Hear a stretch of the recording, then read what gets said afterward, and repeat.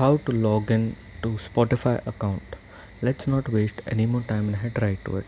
Before we head to the video, make sure to hit the subscribe button as it helps the channel grow, as we are a really small channel and every subscription helps us grow and it helps us be motivated to post more. So please support and subscribe. Now let's head to the video. First you open the Spotify app. Once you open the Spotify app, you have to click on login. Once you click on login, there will be three options that will come here. Continue with your phone number, continue with your Google, continue with your Facebook. So if you click on continue with your Facebook, it will take you to your Facebook page, give you a verification mail and confirm it.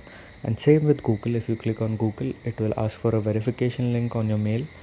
And once you click on that mail, automatically it will log you into your Spotify account.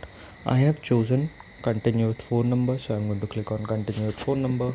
I'm going to click on the phone number, click on next, and I'll get an OTP. I have to copy it, I have to click on it and paste it, and here it is. Automatically my account got logged in Spotify.